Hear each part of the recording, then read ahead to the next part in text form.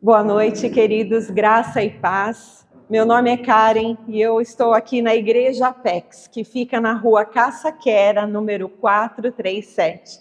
Que bom por quem está aqui e que bom por você que está aí.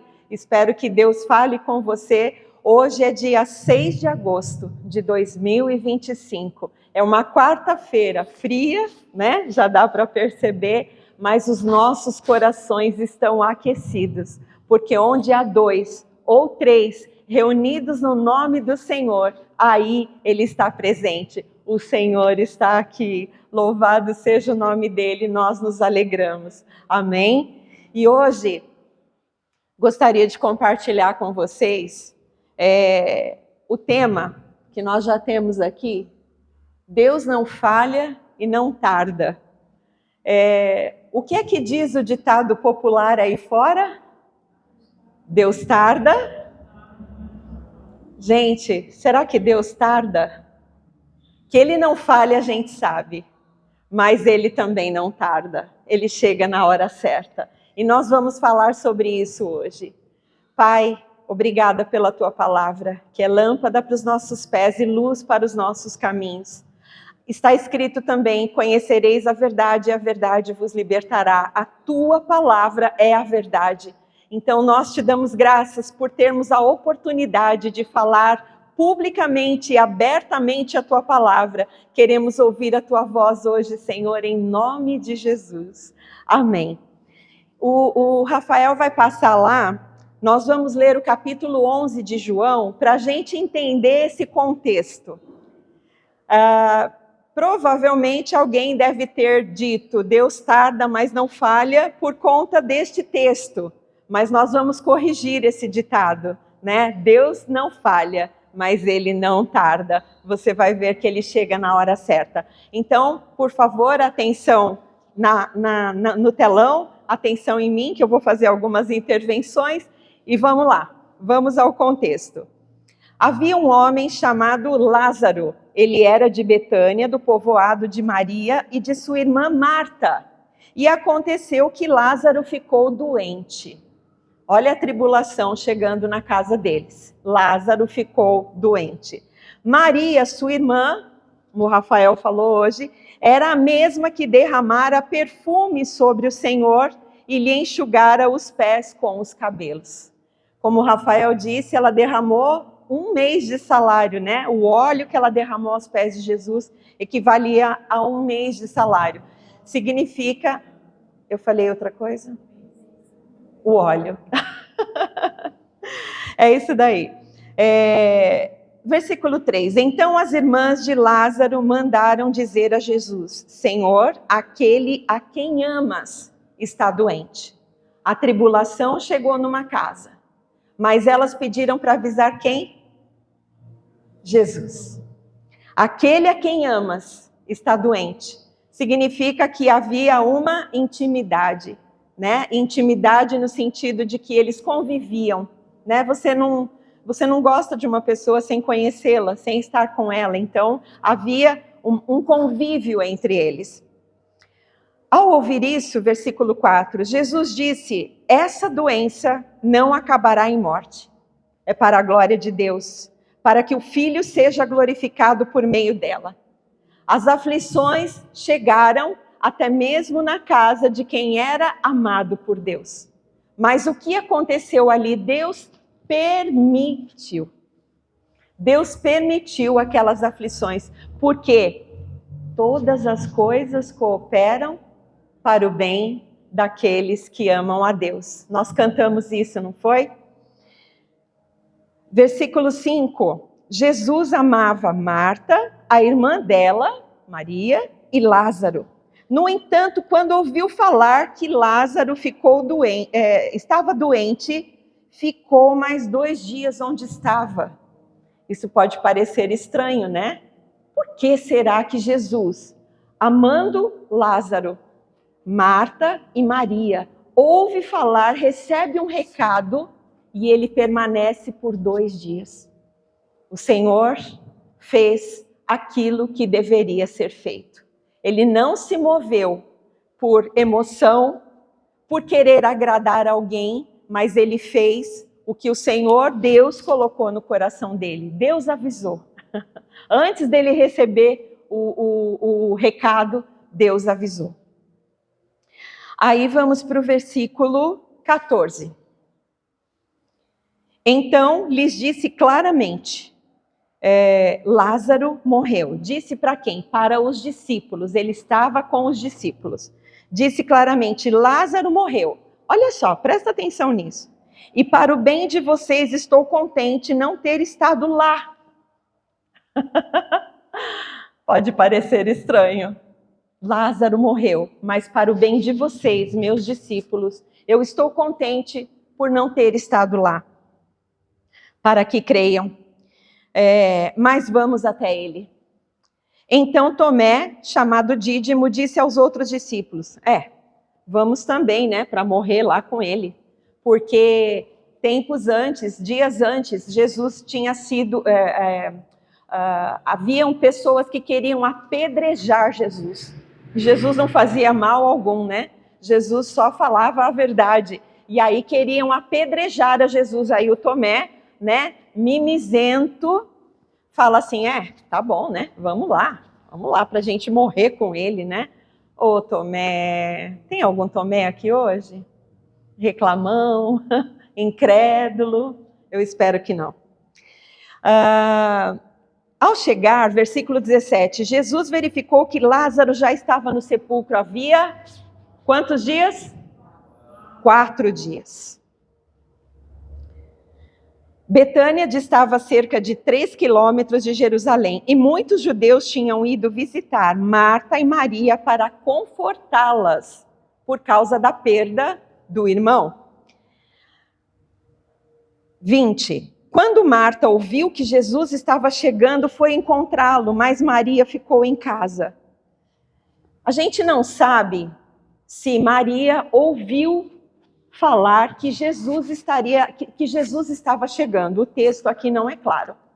Pode dar a entender que Maria estava chateada, porque Jesus não chegou antes de Lázaro morrer.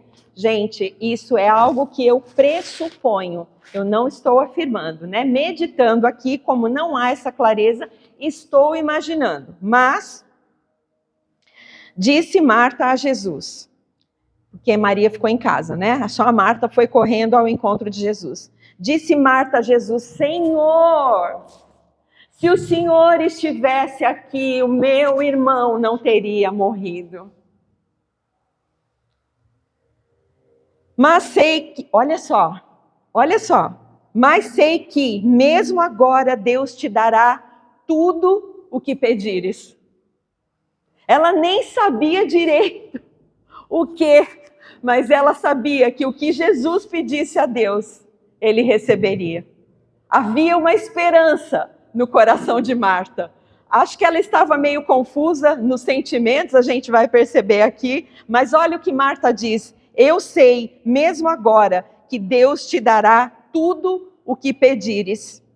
Disse-lhe Jesus, o seu irmão vai ressuscitar. Aí ela fala, olha, eu sei que ele vai ressuscitar na ressurreição do último dia. Disse-lhe Jesus, eu sou a ressurreição e a vida. Aquele que crê em mim, ainda que morra, viverá.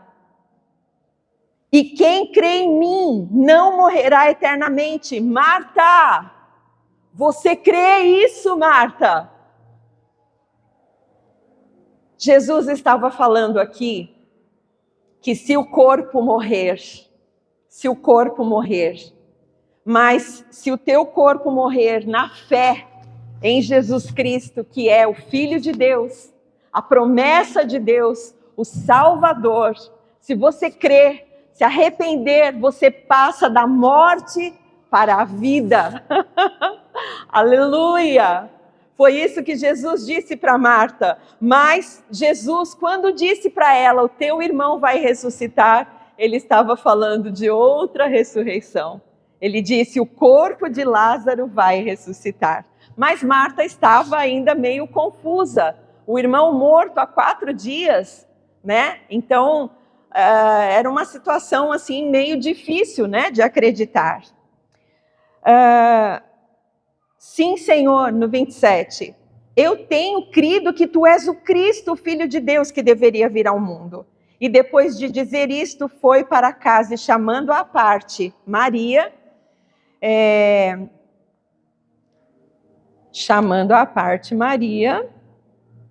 aqui. Gente, perdão, eu me perdi aqui no texto. Chamando à parte Maria, perdão, disse-lhe, o mestre está aqui e está chamando você. Lembrando que a casa estava cheia de gente, não é? Os judeus foram lá para ajudar a consolar e a confortar as irmãs que haviam perdido o seu irmão Lázaro. Ao ouvir isso, Maria levantou-se depressa e foi ao encontro dele. Jesus ainda não tinha entrado no povoado, mas estava no lugar onde Marta o encontrara. Ele estava em Betânia. Quando notaram que ela se levantou depressa e saiu, os judeus que estavam lá, confortando, seguiram-na, supondo que ela ia ao sepulcro para ali chorar. Chegando ao lugar onde Jesus estava e vendo, Maria se prostrou aos pés de Jesus. Maria se prostrou aos pés de Jesus e disse a mesma coisa. Senhor, se o Senhor estivesse aqui, o meu irmão não teria morrido. Elas também acreditavam que Jesus só faria o milagre se fosse daquele jeito. Tipo, o Senhor demorou muito para chegar. O Senhor demorou para chegar, meu irmão já morreu. Ao ver chorando Maria e os judeus que acompanhavam Jesus, agitou-se no seu espírito e perturbou-se. Onde o colocaram? Perguntou ele. Vem e vê, Senhor, responderam eles. Jesus fez o quê? Jesus chorou. Sabe o que eu imagino? Eu imagino, tá? Imagina, é a minha imaginação funcionando. Que Jesus teve que permanecer 2 dias onde ele estava para que ele cumprisse o que Deus havia orientado para ele. Fica aqui, porque essa morte de Lázaro, isso daí não é para a morte, não é o fim de Lázaro, é para a glória de Jesus. Aí ele chega lá, o irmão há 4 dias morto. Ele amava Marta, Maria e Lázaro. O Lázaro não estava sentindo nada. O Lázaro já tinha até esfriado e já cheirava mal. Mas Marta e Maria estavam em sofrimento há 4 dias. E provavelmente pensando, por que o Senhor não veio? Por que o Senhor não chegou? E Jesus se agita e chora, porque ele sentiu a dor daquelas pessoas por terem perdido Lázaro e por estarem há 4 dias chorando o luto do irmão. Eu imagino que tenha sido isso. Então os judeus disseram, vejam como ele o amava, mas alguns deles disseram, ele abriu os olhos do cego, não poderia ter impedido este homem de morrer? Os críticos, né? Tem algum crítico aqui? Não, só nas outras igrejas, né? Bem, Jesus, outra vez, profundamente comovido, foi até o sepulcro. Era uma gruta com uma pedra colocada à entrada. Tirem a pedra, disse ele. Disse Marta, irmã do morto, mas Senhor, já cheira mal. Já cheira mal, faz 4 dias. Disse-lhe Jesus, não falei que se você cresce, você veria a glória de Deus? Aleluia! Ainda que tardio, eu não disse, se você crer, você vai ver a glória de Deus. Para Deus não há impossíveis. Aleluia! Então tiraram a pedra, Jesus olhou para cima e disse, Pai, eu te agradeço porque me ouviste. Eu sabia que sempre me ouves, mas disse isso por causa do povo que está aqui, para que creia que tu me enviaste. Depois de dizer isso, Jesus bradou em alta voz, o quê? Lázaro, vem para fora! E o que aconteceu? O morto saiu. Louvado seja Deus, o morto saiu, atado, envolvido em faixas de linho, o rosto envolto num pano. Disse-lhe Jesus: tirem as faixas e deixem-no ir. 4 dias depois, Jesus não chegou atrasado. Se Jesus tivesse curado Lázaro, o milagre seria contado de outra forma. Mas olha que milagre maravilhoso. Depois de 4 dias, rola a pedra, ele cheirava mal. E o que acontece? O morto sai todo mumificado. Todo mumificado. Mas ele sai, ele vive novamente, ele ressuscitou. Glória a Deus. Lázaro morreu de novo, né? Não naquela ocasião, ele morreu de novo. Mas quando Lázaro morreu de novo, ele passou da morte para a vida, porque ele cria em Jesus. Amém? Queridos, Deus não chega atrasado. Deus não tarda. Deus não tarda. Ele sempre chega na hora certa. Sempre chega na hora certa. Se eu te perguntar se você acredita que Deus se atrasa, logicamente, né? Depois disso você vai dizer que não. Mas por que é tão difícil confiar e aguardar em paz e sem ansiedade? Eu vou fazer essa pergunta de novo. Por que é tão difícil confiar e aguardar em paz sem sentir ansiedade? Por que, minha gente? E eu gostaria de te fazer algumas perguntas. Quem está anotando vai poder anotar aí, vai ter bastante texto. Eu gostaria de te fazer algumas perguntas para que a gente refletisse. Por que a gente se agita tanto quando há problemas e dificuldades? Por que a gente se agita tanto se nós estamos diante de um Deus que criou os céus, a terra, o mar e tudo que neles há?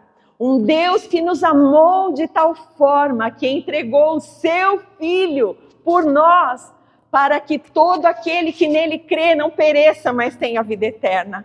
Aquele que não negou nem o seu próprio Filho, como também ele não vai nos dar todas as outras coisas, porque ele não negou nem o seu Filho.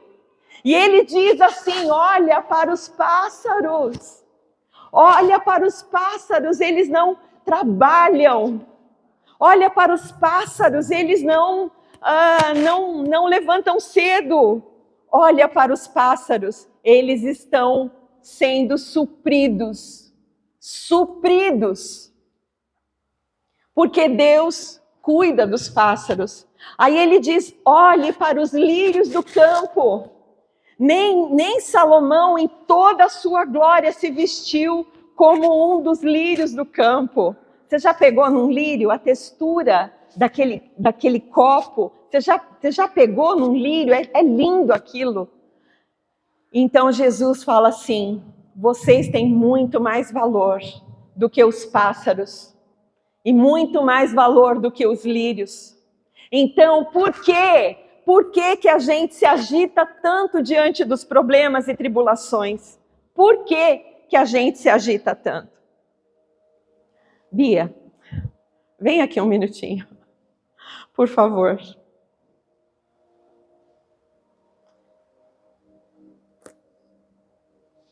Gente, a Bia é Deus agora, tá? A Bia é Deus.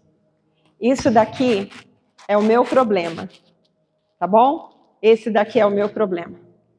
E aí, eu li a palavra e eu ouço na palavra que no Salmo 37, 5, o seguinte: entrega o teu caminho ao Senhor, confia nele e ele tudo fará. Aí eu ouvi, isso me tocou, aí eu entrego, é meu, tá na minha mão, agora eu vou colocar nas mãos de Deus. Pronto, entreguei. E aí eu tô orando, E eu estou orando, e eu estou orando e nada acontece, e eu estou ansiosa e nada acontece, Aí eu chego e faço isso. Daqui que agora eu vou resolver. Obrigada. Daqui que eu vou resolver. E aí sabe o que a gente faz? A gente grita com as pessoas. A gente vai no banco pedir um empréstimo porque a nossa conta está vazia. A gente vai querer se justificar diante das pessoas ou dos problemas. A gente vai dar um jeito de resolver porque Deus está demorando. Porque Deus está demorando, gente. Por que a gente faz isso? Por que a gente tira da mão de Deus e traz para a nossa mão de novo? Por que a gente faz isso? Por quê? Para e pensa. Por quê? Não sabemos esperar e roubamos das mãos de Deus o que a gente acabou de colocar nas mãos dele. Deus demora ou nós não estamos preparados para receber o que pedimos? Eu vou te fazer outra pergunta. Você pode dar um carro na mão de uma criança de 10 anos?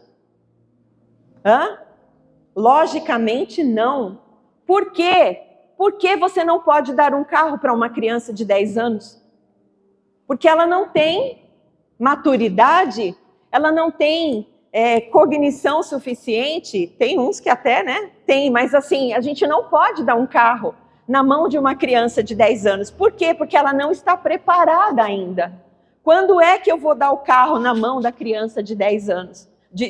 Eu vou dar o carro na mão de alguém quando ele estiver habilitado, quando ele tiver a idade, quando ele tiver condições financeiras de sustentar um carro. Então, eu te pergunto, será que Deus demora?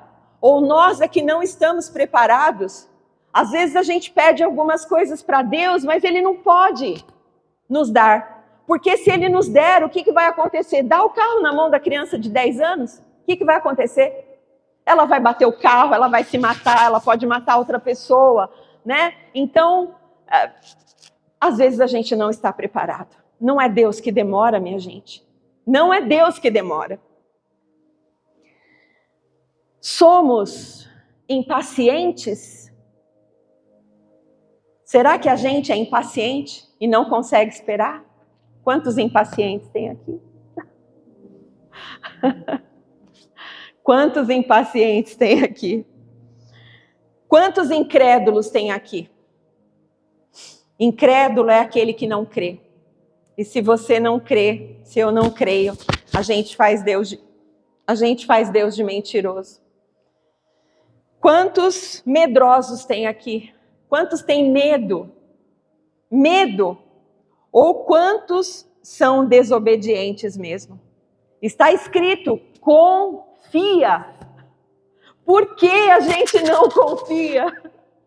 Por que a gente não descansa? Por que a gente tem medo das coisas que nos acontecem?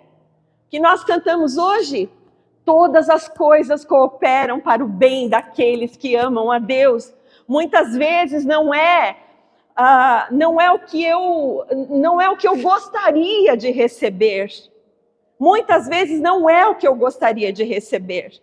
Hoje eu estava me lembrando que no próximo dia 12 vai fazer 11 anos que o Itaú me deu bem grande. Uma pessoa com 26 anos de casa, num corte, tomou um chutão. Não precisamos mais de você. Naquele momento, eu me senti muito, muito, muito mal.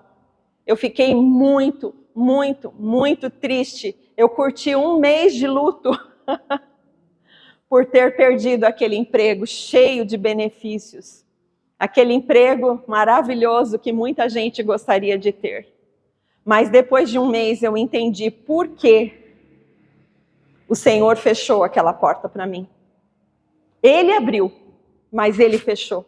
Porque a porta que ele abre, ninguém fecha. E a porta que ele fecha, ninguém abre. E 11 anos se passaram. 11 anos. E eu olho para trás e falo, meu Deus, muito obrigada. Porque o Senhor foi me buscar.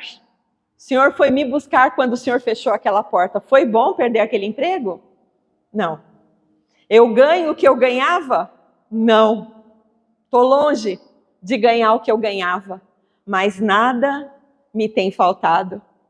E muitas coisas boas aconteceram, porque eu perdi aquele emprego. Não era bom, mas foi o melhor que Deus podia fazer por mim naquele momento. Louvado seja o nome do Senhor.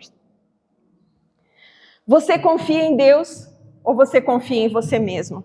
Quando você arranca o problema que você depositou nas mãos de Deus e você decide resolver, você está confiando em você ou você está confiando em Deus? Todos nós sabemos aqui da história de Abraão, né? Deus fez uma promessa para Abraão e disse assim: você será pai de muitas nações. Olha para o céu, você não pode contar as estrelas. Você vai ter tantos filhos quanto as estrelas do céu. E Abraão olha para fora e ele vê o quê? Ele já caminhando na idade. Ele tinha 75 anos, se eu não estou enganada. E a Sara também já era uma mulher idosa, que nem tinha mais as regras. E Deus fala que ele seria pai de muitas nações. O que a Sara faz? Pega a escrava dela e coloca à disposição de Abraão e fala: olha, Abraão, eu quero ter um filho seu, já que eu não posso, você se deita com a minha escrava. E aí nasceu Ismael. Mas Ismael, apesar de ser um ser humano, ele trouxe alguns problemas na casa de Abraão, porque ele não era o filho da promessa. E aí, nós temos as consequências disso até hoje. Sabe, a Palestina e Israel? Sabe, essas brigas, essas guerras, é por conta de Palestina, são os descendentes de Ismael. E Israel são os descendentes de Isaac.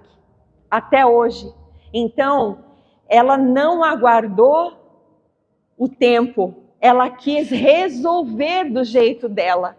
E depois, né, diz a história, se você quiser ler lá em Gênesis, quantos problemas este ato, esta decisão de Sara, quantos problemas isso trouxe para a família de Abraão.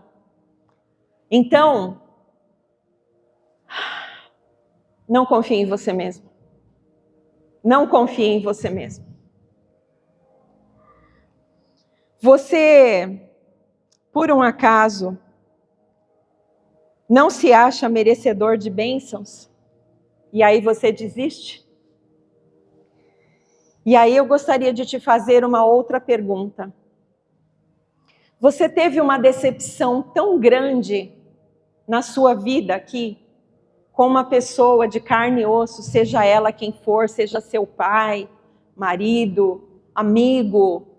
Você teve uma decepção tão grande com essa pessoa, que isso te fez decidir não confiar mais em ninguém? E será que isso está te levando a não confiar, inclusive em Deus? Será? Isso é sério, isso é sério. Não podemos comparar Deus com ninguém, porque Deus não se compara com ser humano algum. Pensa nisso, pense em todas essas perguntas e vamos entrar então na solução. Vamos lá, Rafael. Por que confiar em Deus? Quem está anotando, por favor. Por que confiar em Deus? 2 Timóteo 2:13. Se somos infiéis, o que acontece? Vamos de novo? Se somos infiéis, por quê? Se somos infiéis, Ele permanece fiel. Deus é fiel.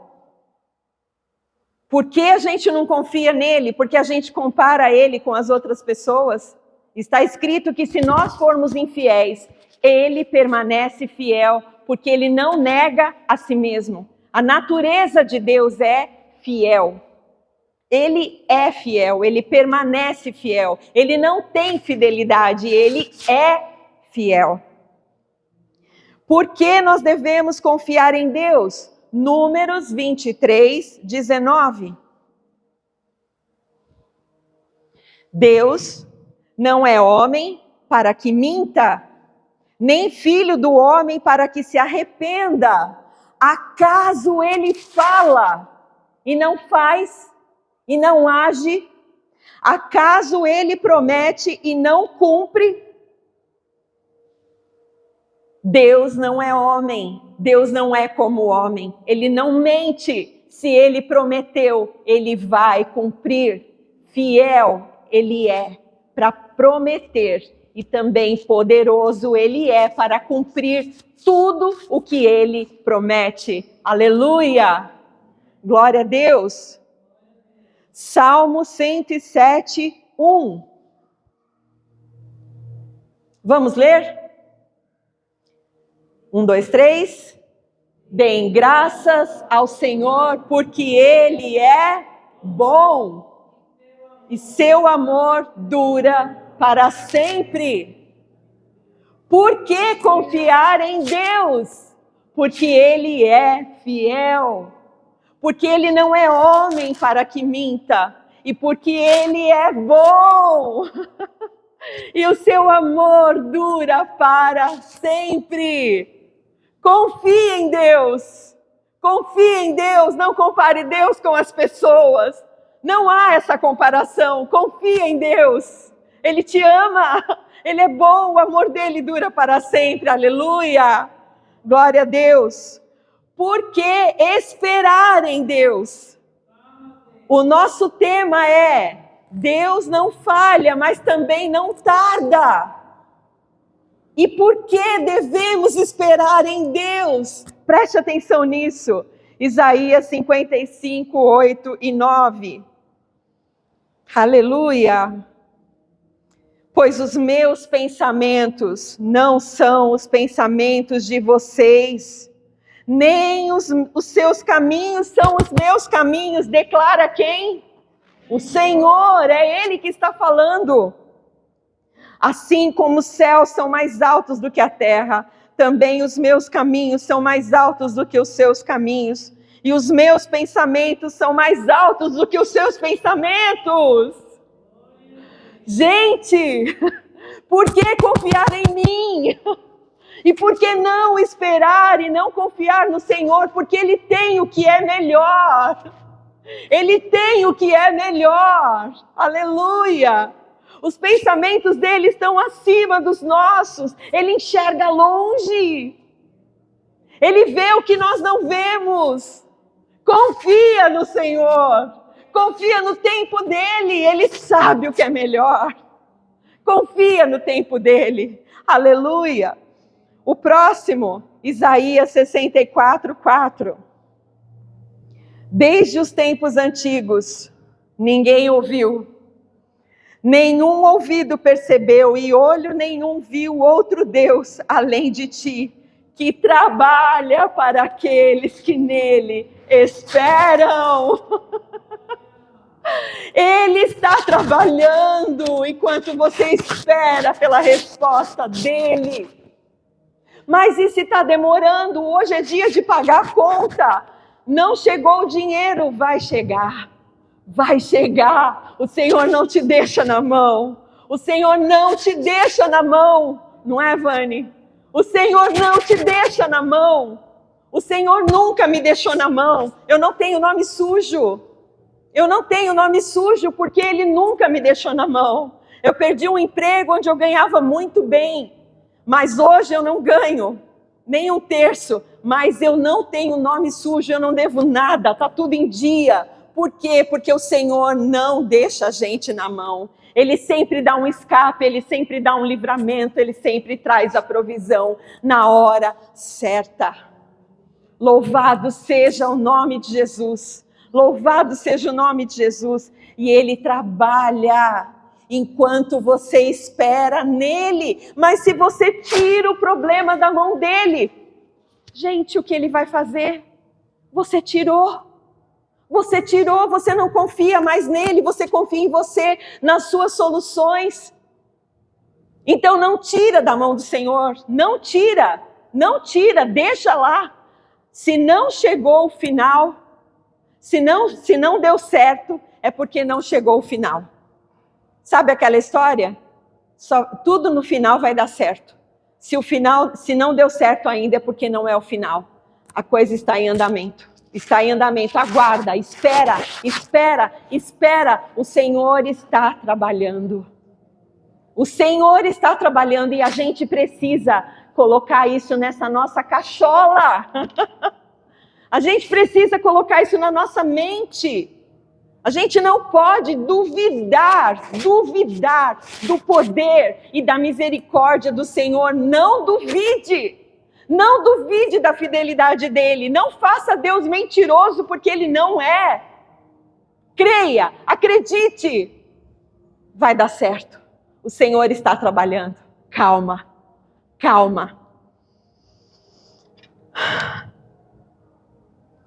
O Senhor não tem pressa. Ele tem planos. Essa frase não é minha, eu ouvi de alguém que eu não sei quem é. Mas o Senhor não tem pressa, Ele tem planos. Sara teve pressa e Deus tinha um plano. E ela se antecipou e na pressa dela, ela criou um monte de problemas. Mas quando a gente se sujeita ao tempo de Deus, à vontade dEle, Ele executa os planos que Ele tem a nosso respeito. E Jeremias 29:11 diz assim: eu é que sei os planos que tenho a seu respeito. Planos de bem e de te dar um futuro e de te trazer paz.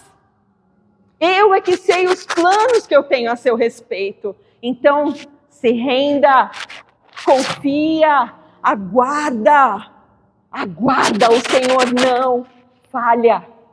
Aleluia. Efésios 3:20. Ora, aquele que é poderoso para fazer como? Fala de novo, aquele que é poderoso para fazer infinito. O que pedimos ou pensamos, conforme o seu poder que opera em nós. Gente, eu convivi muito com os mineiros. Sabe o que os mineiros falavam? Assim, larga a mão de ser bobado. Larga a mão de ser bobado. Sabe por quê? Quando você confia nos planos do Senhor, além dele te dar o que você pediu, Ele vai te dar mais. Ele vai te dar além do que você pediu. O Senhor é abundante. Ele não é miserável. Não tem miserê com o Senhor. Aleluia! Ele sempre dá além daquilo que a gente pede ou pensa. Ele dá além. Dá para você perceber isso? Então, para. Larga a mão de ser bobado. Larga a mão de ser bobada. Confia no Senhor, porque Ele está trabalhando. Os pensamentos dele são maiores, são mais altos do que os seus. E Ele vai te dar muito mais do que você pediu. Louvado seja o Senhor. Aleluia. E por que eu não recebo o que peço? Hebreus 11:6. Sem fé é impossível agradar a Deus, pois quem dele se aproxima precisa crer que ele existe e que recompensa aqueles que o buscam. Se eu coloco a minha causa de justiça na mão do advogado e eu fico lá todo dia, você já conseguiu? Já deu certo? Ai, mas e se acontecer isso? Mas e se acontecer aquilo? O advogado vai falar assim para você, ó, vai lá resolver esse problema, porque você não está confiando em mim. E com Deus, funciona mais ou menos assim. Se você não crê, desculpa. Você está fazendo Deus de mentiroso. E o que é que nós lemos aqui? Que Deus não é homem para que minta, e nem filho do homem para que se arrependa. Amém? Amém? Tá captando? Tá captando? Aleluia. Estou sendo clara? Estou sendo clara? Aliás, o Senhor está falando contigo? Espero que sim, claramente. Aleluia. E o que é a fé? Hebreus 11, 1. Ora, a fé é a certeza daquilo que esperamos e a prova das coisas que não vemos. Costumo usar um exemplo, né? Acho que a Vanessa ou a Bia já poderiam vir aqui e falar no meu lugar. Espera aí.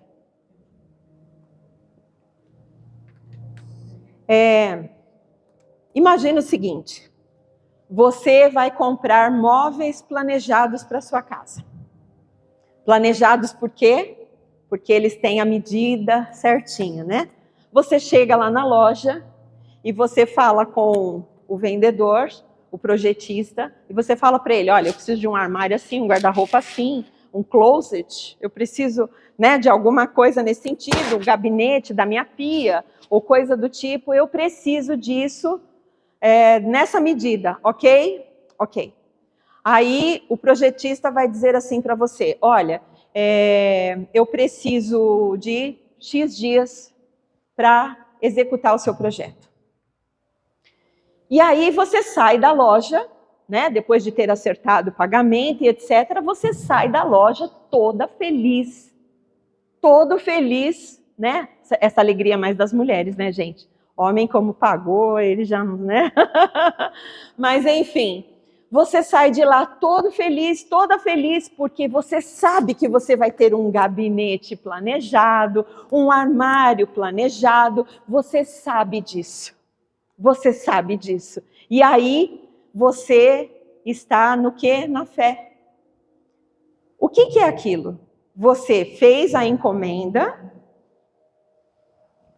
e você sabe que aquilo lá é a certeza do que você espera e a prova das coisas que você não vê. É a certeza do que você espera. Você fez a encomenda, não fez? E é a prova do que você não vê. Você não está tendo ali, você não está tocando no seu armário novo, mas você sabe que ele vai chegar. Isso é a fé. Eu faço a encomenda e aguardo o dia de chegar. Isso é a fé, é a prova das coisas que eu espero, é a certeza daquilo que eu espero e a prova das coisas que eu não vejo. Aleluia! Isso é fé. Sem fé é impossível agradar a Deus, então a gente precisa dessa confiança, dessa fé. Eu sei que Deus vai trazer, Deus vai responder. Eu sei, eu tenho certeza. Como desenvolver a fé? Romanos 10, 17. E assim, a fé vem pelo ouvir, e o ouvir pela palavra de Cristo. A gente não tem fé se a gente não ouvir a palavra de Deus. Oséias 6, capítulo 3. Gostaria que você prestasse atenção nisso. Perdão, eu falei capítulo, né? Oséias 6, versículo 3. Conheçamos o Senhor e esforcemo-nos por conhecê-lo. Tão certo como nasce o sol, ele aparecerá, virá para nós como as chuvas de inverno, como as chuvas de primavera que regam a terra. Você pode confiar ou não em quem você conhece. Deus é absolutamente confiável. Como que eu vou acreditar numa pessoa sem conhecer. Alguém fala para nós de Jesus, alguém fala para nós de Deus, mas você acredita na pessoa que veio te falar. Mas você só vai acreditar em Deus, em Jesus, quando você passar a conhecê-lo. E como é que a gente conhece alguém, gente? Oi, muito prazer, tudo bem? Prazer em te conhecer. E depois, nunca mais? Não. É o quê? Relacionamento. Convivência. Convivência. É assim que nós vamos conhecer a Deus. Aleluia. Romanos 12, 1 e 2. Portanto, irmãos, rogo-lhes pelas misericórdias de Deus. Paulo fala isso, é como se ele dissesse, gente, pelo amor de Deus, eu rogo a vocês. Ele não está pedindo, ele não está falando, ele está rogando, ele está dizendo assim, gente, pelo amor de Deus, que se ofereçam em sacrifício vivo. Eu rogo, pelo amor de Deus, que vocês se ofereçam em sacrifício vivo, santo e agradável a Deus. Este é o culto racional de vocês. Não se amoldem ao padrão deste mundo, mas transformem-se pela renovação da sua mente, para que sejam capazes de experimentar e comprovar a boa, agradável e perfeita vontade de Deus. Isso é relacionamento, é estar em culto. A sua vida é um culto. Você não está no culto às quartas ou aos domingos, inclusive quem está nos ouvindo aqui pela internet, saiba que a gente tem cultos às 10 nos domingos e nós temos cultos aqui às 20 horas nas quartas-feiras, temos culto de oração das 7 às 8, às terças e quintas. Mas a nossa vida deve ser um culto. Quando você sai daqui, o culto não acaba. Você continua em culto o tempo todo. O seu andar, o seu vestir, o seu trabalhar, o seu cuidar dos seus filhos, dos seus netos, do seu marido, das suas crianças, o seu trabalho com os seus clientes. Isso é um culto. E o que é um culto? É uma adoração a Deus, o meu Senhor, o tempo todo. Isso é relacionamento. Isso é relacionamento. As pessoas vão conhecer o nosso Deus por intermédio da sua vida. Isso é um culto que não acaba.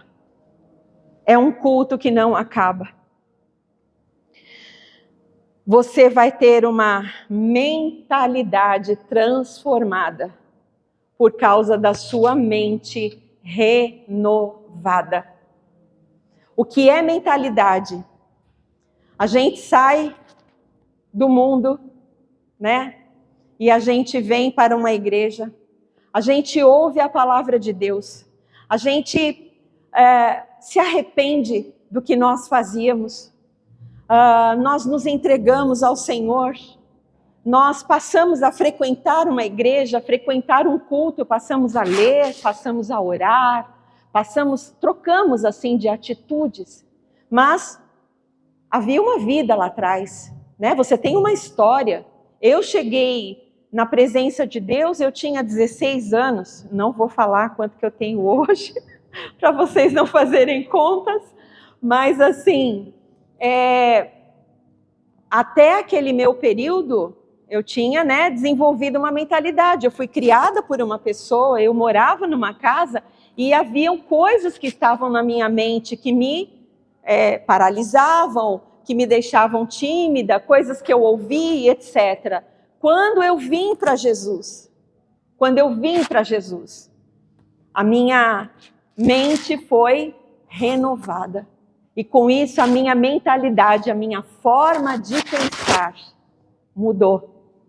Mudou, porque aí ela começou a estar de acordo com a palavra, com o meu Deus, o meu relacionamento com Ele. É isso, minha gente. A gente não pode abrir mão disso. Amém? E, para fechar, nós vamos ter comunhão com Deus pelo Espírito Santo que habita em nós. Em 1 Coríntios 2, 9 a 12, eu queria ler apenas o versículo 11, que diz assim: pois quem dentre os homens conhece as coisas do homem, a não ser o espírito do homem que nele está? Da mesma forma, ninguém conhece a Deus, a não ser o Espírito de Deus. Quando a gente estabelece esse modo de vida que é o culto, que é o relacionamento, que é estar na presença de Deus em oração, quando a gente estabelece esse novo modo de viver, nós nos aproximamos do Espírito Santo. E quando a gente se aproxima do Espírito Santo, Ele fala conosco. Ele nos mostra o que está no coração de Deus. Você não vai temer e você não vai querer a pressa, você vai entender que o plano dele está em andamento. O plano dele está em andamento porque você está em contato com a mente do Senhor. Como? Por intermédio do Espírito Santo. O Espírito Santo conhece a Deus e ele habita em nós agora. E ele se comunica conosco no nosso espírito. E a gente vai entendendo, olha, ainda não é a hora. Não devo, né, Bia? Não devo permanecer nesse namoro. Não devo ir para tal lugar. Não devo, porque o Espírito Santo ainda não trouxe paz no meu coração. Já passei a mão nesse microfone várias vezes. O Espírito Santo ainda não trouxe paz no meu coração, então eu não vou. Enquanto eu não sentir paz no meu coração, eu não vou fazer, eu não vou adiante. Então, gente, esse modo de viver em comunhão com Deus, em relacionamento com Ele, vai te fazer aguardar o tempo, a hora e o modo corretos. Amém? Agora eu queria que você prestasse muita atenção nisso.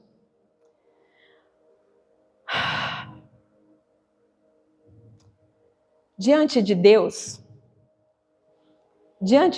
quem é você? Quem é você diante de Deus? Como é que você se vê? Como é que você vê a Deus e como é que você se vê? Eu anotei aqui que nós somos filhos. Nós somos filhos. Eu queria te perguntar se o teu filho, Nancy, fizer uma malcriação para você, você vai deixar de colocar o almoço para ele só porque ele fez uma malcriação para você? Por quê? Porque ele é filho e porque você o ama. Ele não é perfeito, né, Nancy? Mas você vai colocar a comida para ele porque você o ama e ele é teu filho.